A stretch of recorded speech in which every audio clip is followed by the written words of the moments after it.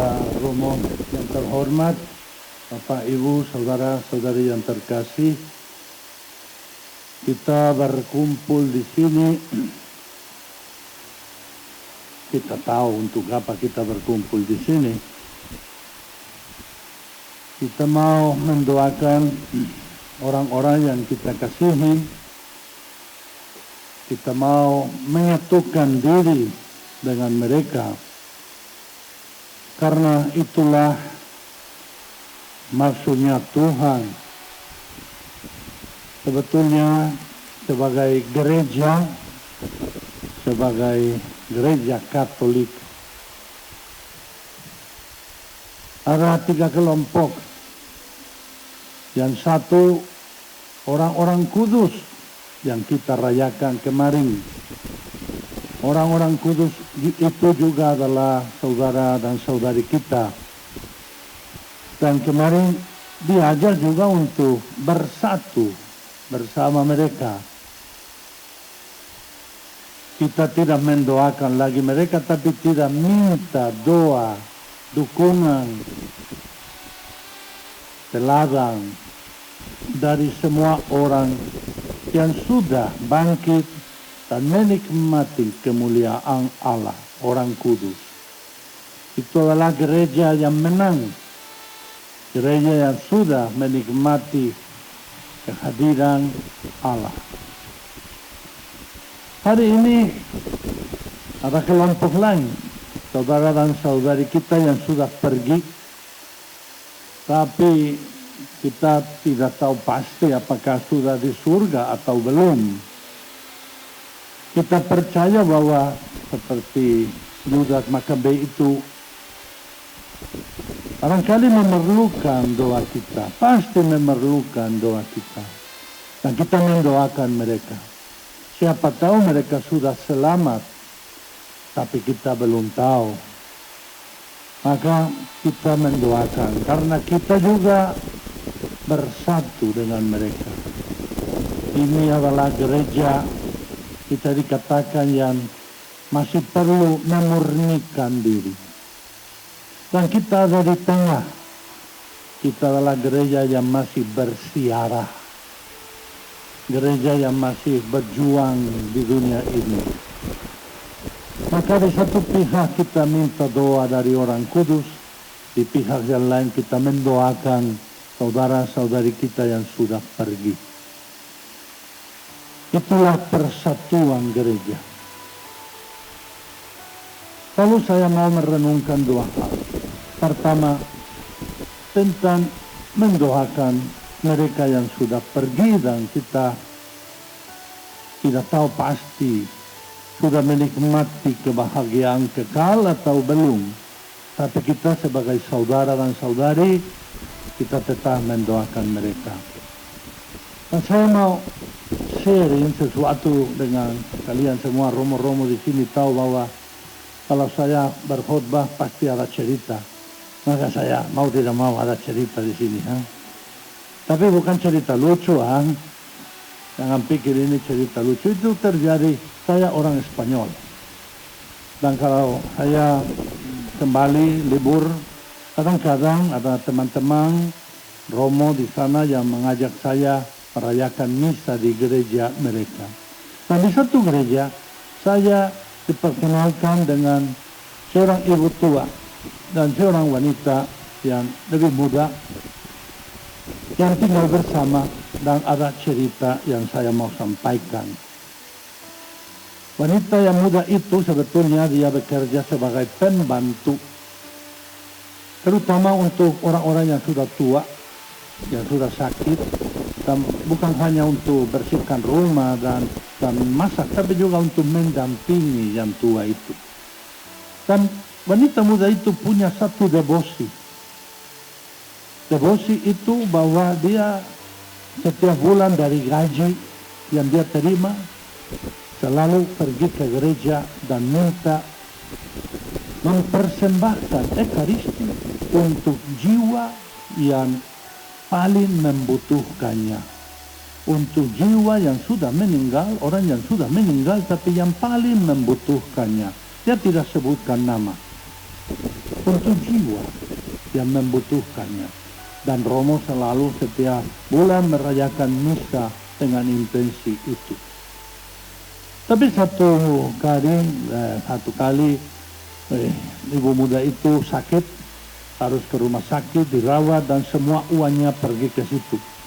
Lalu keluar dari rumah sakit setelah beberapa bulan, tidak ada lagi pekerjaan, dan ada uang yang cukup untuk makan satu kali, atau untuk mempersembahkan misa itu. Maka dia pilih untuk pergi ke gereja dan minta dari Romo untuk misa, untuk arwah, untuk jiwa yang paling membutuhkannya. Itu aja.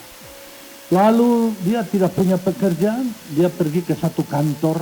Di Spanyol ada kantor-kantor yang menawarkan pekerjaan. Orang yang mau kerja, pergi ke sana, cari-cari kesempatan kerja. Lalu, ada banyak orang, antri. Ya, dia nunggu di sana, antri dengan sabar. Tapi di sana ada beberapa tempat, orang duduk di sana, panggil yang berikutnya. Lalu ada, di satu tempat ada anak muda, orang pemuda, yang kasih tanda kepada dia datang. Kesini, mari kesini. Wanita itu bingung karena ada banyak orang di depan, tapi yang dipanggil dia. Maka dia pergi ke situ. Dan orang tanya, keahlianmu apa? Oh, saya biasanya kerja membantu orang yang sudah berumur dan lain-lain begini-begini.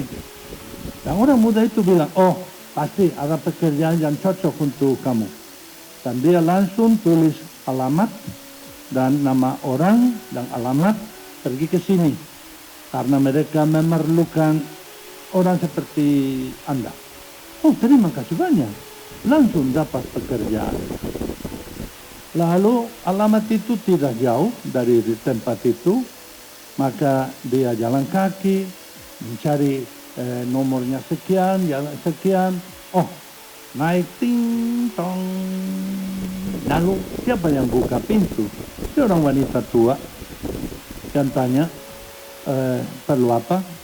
Oh, saya datang karena pekerjaan itu yang ditawarkan dari sini.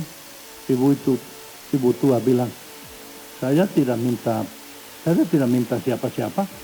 Oh, tapi dari kantor bilang dari sini diperlukan orang, dan kasih alamat dan telepon Anda, namanya sekian-sekian.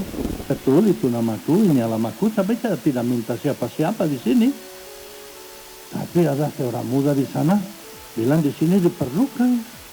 Ibu tua itu mulai, ya memang saya memerlukan, tapi saya tidak minta. Ayo, mari kita ngobrol. Saya itu seperti tidak mengerti. Lalu masuk, duduk, mau minum sedikit, minum. Lalu sambil wanita tua siapkan minuman dan lain-lain, yang muda lihat-lihat rumah. Oh, di sana ada foto. Itu foto orang muda yang tadi bilang saya harus datang ke sini. Oh, ini orangnya. Lalu begitu ibu tua muncul, yang muda bilang, laki-laki itu yang kirim saya ke sini. Ibu tua itu hampir pingsan. Tidak mungkin. Ya, yakin saya mungkin 1 jam, bukan 1 jam, setengah jam lalu. Dia yang kirim saya ke sini. Tidak mungkin. Dia sudah menangis. Kenapa? Orang itu putraku. Sudah meninggal 10 tahun yang lalu. Putraku meninggal 10 tahun yang lalu. Wanita muda, saya yakin dia yang kirim saya ke sini. Lalu wanita muda cerita kepada yang tua. Sebetulnya saya punya devosi begini. Setiap bulan saya selalu minta misa untuk arwah yang paling membutuhkannya. Lalu yang tua berlutut. Inilah putraku. Dia sudah selamat. Dia sudah di surga. Dia yang kirim Anda ke sini. Putraku sudah selamat. Lalu ibu tua peluk yang muda dan bilang, saya terima Anda bukan sebagai pembantu, tetapi sebagai putri. Inilah rumahmu. Putraku selama 10 tahun menderita di api kesucian itu, tapi sekarang dia sudah selamat. Waktu saya menemukan orang-orang ini perkenalan, saya juga mau menangis. Ternyata benar. Tuhan Yesus adalah kebangkitan kita. Tuhan Yesus sudah janji kebangkitan. Tapi kadang-kadang kita perlu juga mengalami api kesucian itu. Kita tidak tahu itu seperti apa. Kita tahu itu di mana. Tapi kita tahu bahwa dengan doa-doa kita bisa menyelamatkan saudara dan saudari kita. Dengan doa-doa dan persembahan kita, minta ekaristi, doa, novena, penitensi, kita bisa membantu saudara dan saudari kita untuk masuk surga, menikmati kebahagiaan kekal bersama Tuhan. Setiap kali kita merayakan pesta ini para arwah,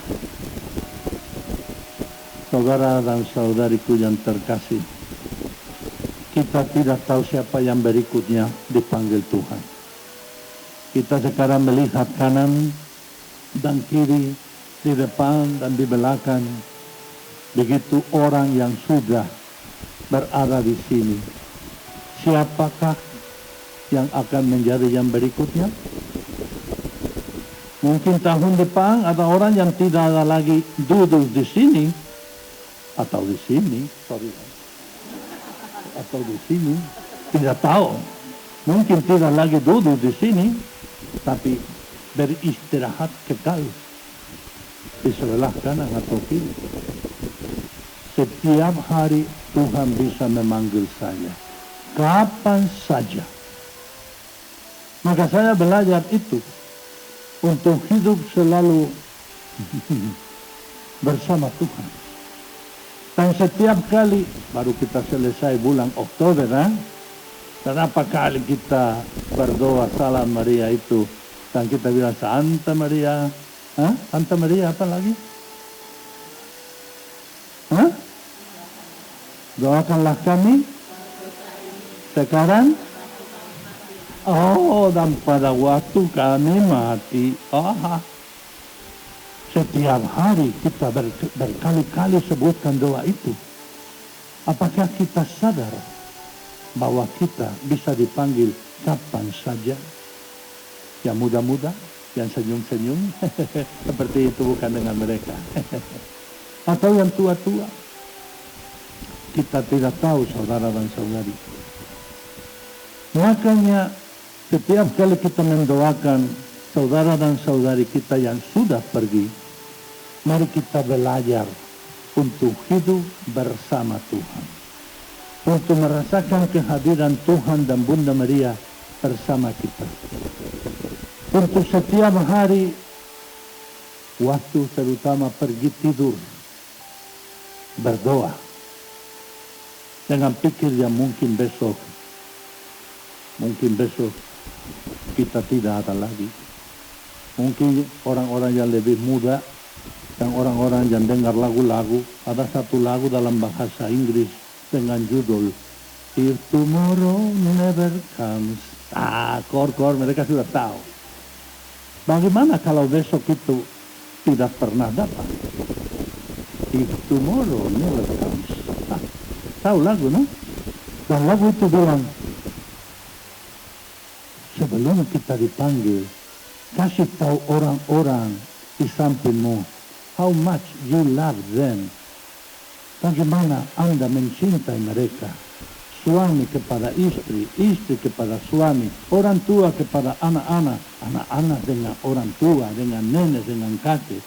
Jangan pergi dari dunia ini tanpa pamit. Lakukanlah yang terbaik kepada semua orang. Buat yang terbaik untuk semua orang. Dengan demikian, kalau kita dipanggil Tuhan, sebelum saya berangkat untuk karya misionariku, dan itu adalah cerita yang terakhir. Dari beberapa teman saya terima satu gambar besar. Gambar itu ada hanya seorang bayi yang baru lahir dan sedang menangis. Dan saya tanya, apa hubungan gambar ini dengan panggilanku? Dan mereka bilang, baca di belakang. Dan di belakang tertulis sesuatu yang indah. Pada saat kamu lahir, semua orang tertawa, senyum, bahagia. Tapi kamu menangis. Hidup sedemikian. Pada suatu hari, kamu yang pergi, semua orang akan menangis. Tapi kamu bisa senyum dan bahagia. Mari kita hidup dengan membuat yang terbaik untuk semua orang. Membuat semua orang bahagia. Membuat orang penuh kasih. Katakan dengan tindakan dan kata bahwa kita mencintai mereka. Dan kalau Tuhan memanggil, kita pergi bersama Bunda Maria. Pergi dengan senyuman. Pergi dengan bahagia. Mari kita melanjutkan perayaan Ekaristi ini. Mari kita terus-menerus mendoakan saudara dan saudari yang kita mencintai. Tapi jangan lupa dan persiapkan diri juga untuk titik-titik terakhir kehidupan kita. Amin.